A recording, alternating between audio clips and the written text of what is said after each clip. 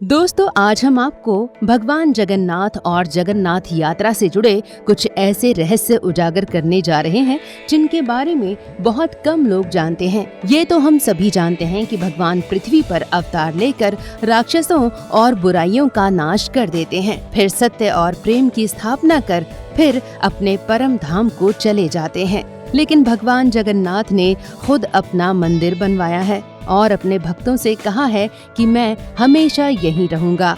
ओडिशा के पुरी में भगवान जगन्नाथ का मंदिर है जहां वे हमेशा विराजते हैं। लोक कथाओं के अनुसार राजा इंद्रदेव के सपने में भगवान जगन्नाथ आए और उन्हें दर्शन देकर मंदिर की स्थापना का आदेश दिया। इसके बाद राजा ने प्रेम और श्रद्धा के भाव से भगवान जगन्नाथ को स्थापित किया। इस मंदिर का कई बार जीर्णोद्धार हो चुका है, लेकिन इस मंदिर की सबसे खास बात ये है कि भगवान जगन्नाथ मंदिर की मूर्तियों का निर्माण नीम की लकड़ियों से किया जाता है। कहा जाता है कि भगवान विश्वकर्मा ने खुद अपने हाथों से भगवान की मूर्ति बनाई है। ऐसा माना जाता है कि भगवान का हृदय आज भी धड़कता है, जो भगवान के मंदिर में ही आज भी रहने का सबसे बड़ा प्रमाण है। भगवान जगन्नाथ की मूर्तियों के बारे में कहा जाता है कि हर 12 वर्ष में मूर्तियों को लोहार से बनवाकर बदला जाता है और हर वर्ष आषाढ़ माह में शुक्ल पक्ष की द्वितीया तिथि को यात्रा निकाली जाती है, जिसे रथ यात्रा कहा जाता है। मान्यताओं के अनुसार एक बार सुभद्रा जी को द्वारका घूमने की इच्छा हुई तो श्री कृष्ण और बलराम जी ने अपनी बहन को अलग अलग रथ में बैठाकर घुमाया। तभी से रथ यात्रा की शुरुआत मानी जाती है। ब्रह्म पदार्थ के होने का रहस्य। जगन्नाथ भगवान की प्रतिमाओं को हर 12 वर्ष में बदला जाता है और उसके लिए नीम की लकड़ी से भगवान जगन्नाथ, बलदेव और सुभद्रा जी की मूर्ति का निर्माण किया जाता है। जिस दिन मूर्ति बदली जाती है उस दिन पूरे शहर की बिजली भी काट दी जाती है और टाइट सिक्योरिटी कर दी जाती है।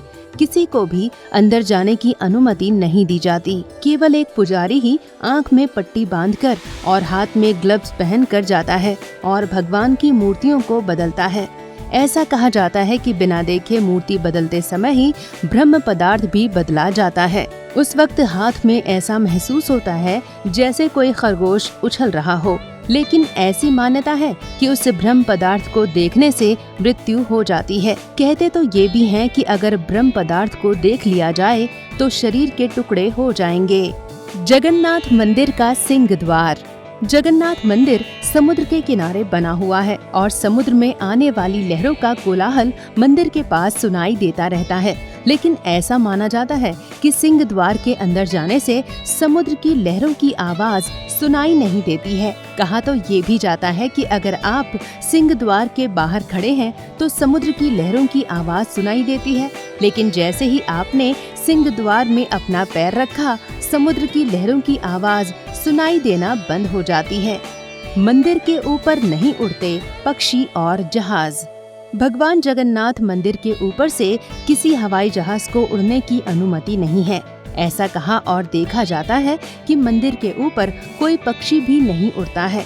जगन्नाथ मंदिर के इस रहस्य के बारे में उनके अलावा और कोई नहीं बता सकता। क्यों होती है रथ यात्रा? जगन्नाथ यात्रा केवल उड़ीसा में ही नहीं बल्कि पूरे भारत में त्योहार की तरह मनाई जाती है। सनातन ग्रंथों से पता चलता है कि एक बार श्री कृष्ण और बलराम की बहन सुभद्रा को द्वारिका नगरी देखने की इच्छा हुई। तब भगवान जगन्नाथ और बलराम जी अपनी बहन को रथ में बैठाकर पूरी द्वारिका नगरी के दर्शन कराने गए और उस यात्रा के दौरान अपनी मौसी के घर भी गए। तब से ये परंपरा जगन्नाथ मंदिर में चली आ रही है और आज भी 3 अलग अलग रथ में भगवान जगन्नाथ, बलराम और सुभद्रा को यात्रा में ले जाया जाता है।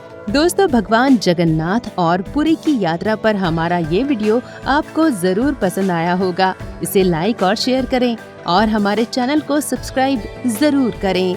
धन्यवाद।